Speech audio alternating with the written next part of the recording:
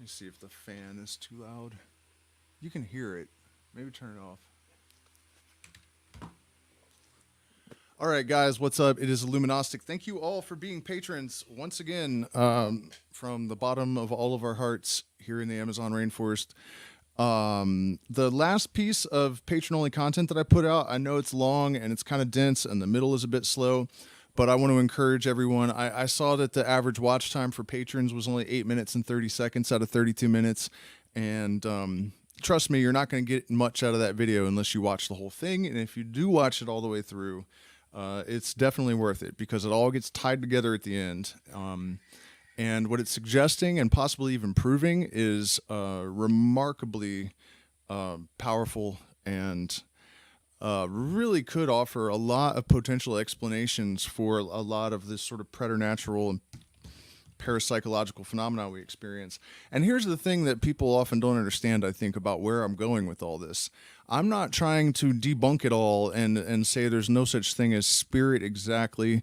But the reality is, if you pave the way, if you create inroads, you establish an understanding of the territory, you can go further. That's really the point. And, you know, I think people, when they hear people equating this stuff with rational thinking and science, it's kind of a turnoff for a lot of people because they think that you're trying to diminish or dismiss it or replace it.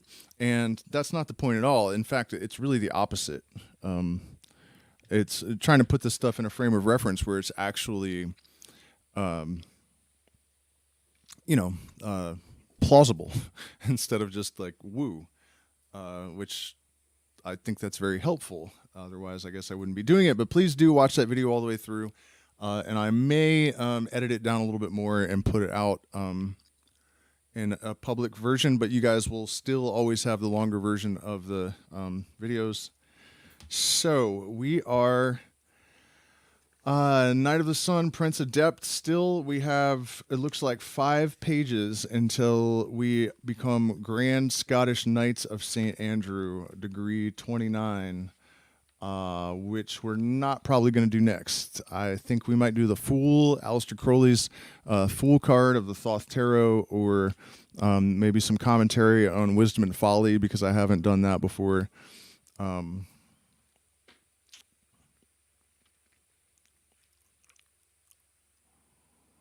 Commentary of Rabbi Kajun Vital on the Sifra de Zianuta from the Father. Okay, at the beginning of emanation, microprosopis issued from the Father and was intermingled with the Mother under the mysteries of the letter He, resolved in Yod He, that is Dalit and Va. Excuse me.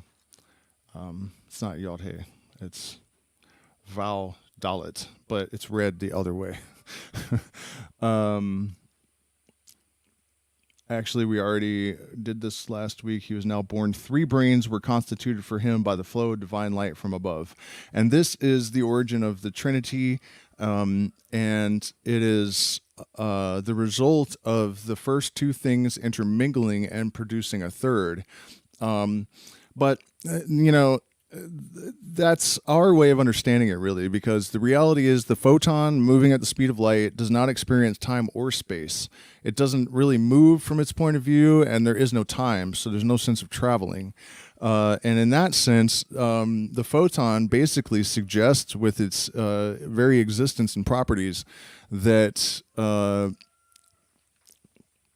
time all exists at once. Everything all happens at once from the point of view of the light. So it is eternal. It is omniscient. It is omnipresent. Really quite an extraordinary bit of evidence to sort of validate this assertion that the light is basically God, that it is definitely the source of our consciousness. And really, the central intelligence that the mystics have always described is actually the light itself. And so when we talk about something emanating from the one and then, 2 producing 1, it's actually circular. This is just a linear way for us to understand and describe it because, Keter was first. And from Keter came Chokmah and Bina, right? And then they interacted to produce a third thing that was already there. So if you actually try to think of this from the point of view of the light that created it, saying that two created the third and all of this is, in a sense, not the absolute truth of it. But it certainly is necessary for us to map things with those sort of temporal distinctions. Otherwise, we can have no idea of process. The first world of inanity could not continue and did not subsist because it had no human conformation nor the system of balance, the Sephiroth being points one below the other. The first atom, as distinguished from microprosopus, the first occult atom, was the beginning, wherein the 10 numerations proceeded forth from potence into act. Now, that's interesting because he's actually acknowledging the observer effect about 100 years before it was established or conjectured, really, because it's still not, well, it's certain that it's a thing, but it's not certain what the actual nature is. A lot of people get a false idea of it because if you oversimplify it and explain it, it sounds like physicists are saying that it is consciousness observing the photon that causes it to choose a position, and that's not right. That's not even close to right. So, you know, it's much more sophisticated than that, but that's exactly what is written here. That there was not really any time, nothing subsisted because there was no human conformation. There was no observer to dictate a temporal basis for things, so there was no process. It was just all at once, whatever is there from the point of view of the light, right? So this necessity of man, and this actually explains our purpose in creation. Why did the light put us here? Because otherwise it would be experiencing nothingness, just one eternal moment with no substance. And with us actually here, there's a process, there's something happening. It kind of reminds me almost of like when you smoke freebase DMT and everything explodes all at once and then you're just right back and there's not much point to it. But if you slow it down and make changa, then it becomes a navigable, coherent experience. And so that is the purpose of humans relative to the light. Microprosopus is the second garment or interposed medium with respect to the elder most holy, who is the name tetragrammaton and is also called Elohim, because the former is absolute commiseration, while in microprosopus his lights have the nature of severities with respect to the elder universal, though they are commiseration with respect to the lights of Malkut and the three lower worlds. All the conformations of macroprosopus come from the first atom. Conformations, not confirmations, who, to interpose a second covering, caused a single spark to issue from the sphere of severity, of whose 5 letters is generated the name Elohim. With this issued from the brain a most subtle air, which takes its place on the right hand, while the spark of fire is on the left. Thus the white and red do not intermix, that is, the air and fire, which are mercy and judgment. Macroprosopus is the tree of the knowledge of good and evil, his severities being the evil. So we're talking about the left-hand path and the right-hand path, and the fact that these antinomies have, as part of their characteristics, like water and oil, right? They don't mix. They have to remain separate and retain their individual identity and characteristics, because if they were to mix, then there would be no resistance. There would be nothing to keep the universe from collapsing in itself and returning to its fundamental unity, as opposed to, its fractured form as the many.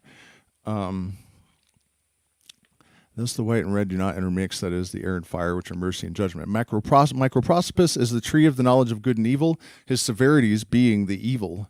Regnum, to which is given the name of word of the Lord, superinvests heaven, as the 6 members of the degree Tiferet are called, and thus become and are constituted by that superior vestiture. For every confirmation and constitution is effected by means of veiling. because occultation here is the same as manifestation. The excess of light being veiled so that, diminished in intensity and degree, it may be received by those below. Those 6 members, conceived of as contained in Bina, are said to be in the world of creation, as in Tiferet in that of formation, and as in the Malkut, in that of fabrication. And so, again, we're talking about the necessity of defining things in terms of limitation. If this infinite blinding light was just in its unity state of totality, it's not observable, it's not definable, it has no shadow, it has no lines, it has no defects, it has nothing, but just infinite nothingness, basically. So it is necessary to limit it, to veil it, to occult it, and to filter it through these various spheres in order to create a harmony of substances that are intermingled and interdispose them so that they can become finite and definable.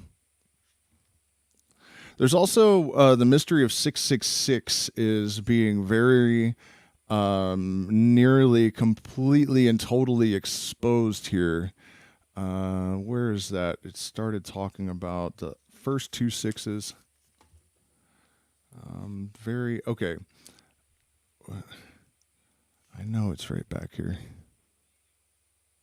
Well, you know what? If you guys are that curious, you can go back and review this. And in light of what I just said about the number 6 and Tiferet, if you go back and find these references to the first 2 sixes and do some contemplating, you will have a profound understanding of the number 666. Also, I'm going to make a video about it. It's pretty remarkable, actually, and I will give you this one clue, that it is said that the veil reverses things, right?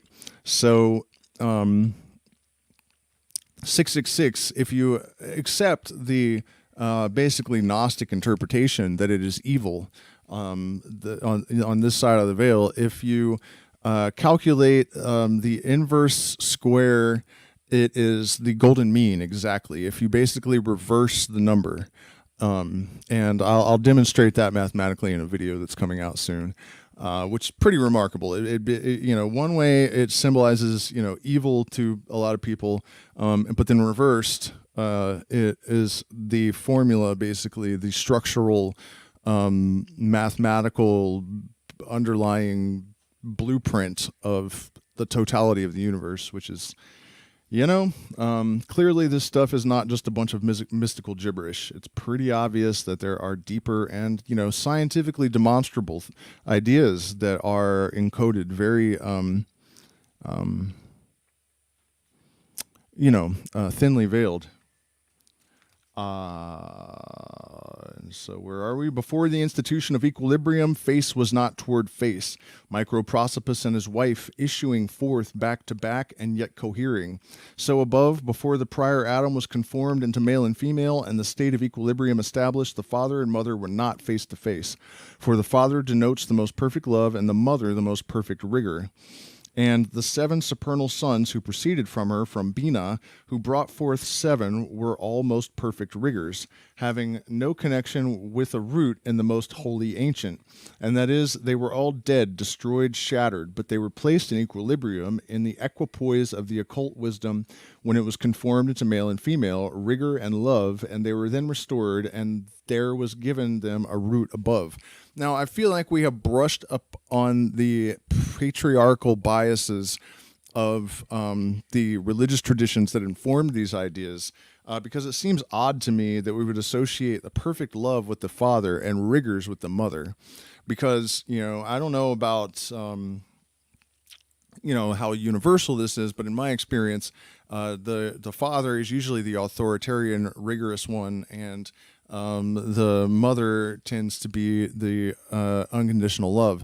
So I'm at a loss to understand exactly why it is being reversed in this, unless it's just out of indoctrination, because it doesn't seem to jive with reality in my world.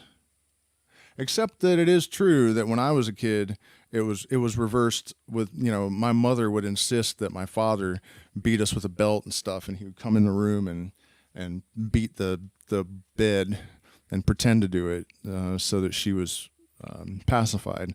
So, I don't know exactly. Doesn't seem right, though.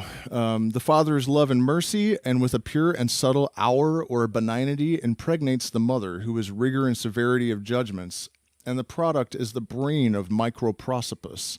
It was determined, says the introduction of the book Zohar, by the deity to create good and evil in the world according to what is said in Isaiah, who makes the light and creates the evil. But the evil was at first occult and could not be generated and brought forth except by the sinning of the first Adam. Wherefore he determined that the numerations first emanated from benignity downward should be destroyed and shattered by the excessive influx of his light, his intention being to create of them the world of evils. But the first three were to remain and subsist, that among them the fragments should be neither will, intellectual power, nor the capacity of the intellection of the divinity. The last seven numerations were points, like the first three, each subsisting independently, unsustained by companionship, which was the cause of their dying and being shattered. And now we are getting into one of the most difficult areas of mysticism in the universe, really, for people to come to terms with, understand, and accept. And what was just established there almost casually and without really, he didn't like focus on it much, even though it's like this massive thing. And the reason is mostly that it's a secret and it's not really something that is going to be called a lot of attention to until higher degrees. But it's the fact that, he's basically saying there could be no good, there could be no balance until the evil also existed, because that's what gives rise to the universe, this interplay of antinomies. So they literally create each other. And people are horrified by this idea, and I guess rightly so. It's just one of the paradoxes of, being in 3D, and one of the conditions that was necessary in order to have a universe at all.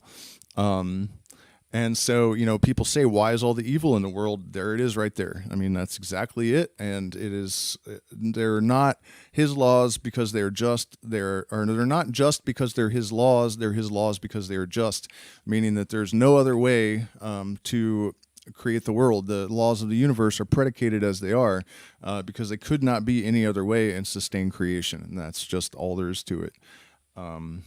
And this is, it really, it causes existential crisis. It causes rifts between myself and friends a lot of times because, they want to go on this, mission to change and save the world. And I'm right there with them to an extent.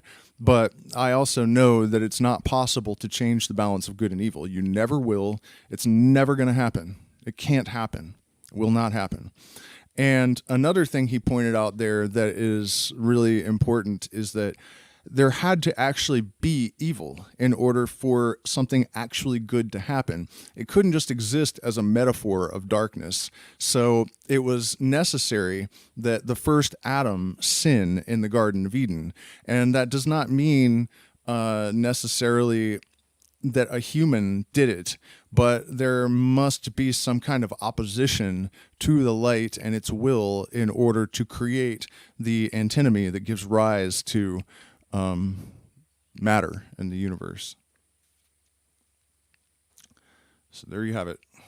Profound secrets of the universe.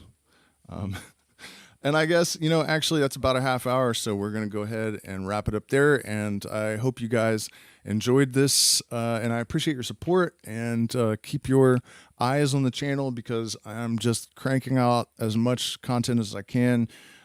Trying to overcome being shadow banned, and so far it is incredibly frustrating and seems virtually impossible, but I am going to continue to chisel away at it until such a time as it is no longer possible or completely insane, which may have come and gone already, but I'm still at it. So we'll see you guys again soon.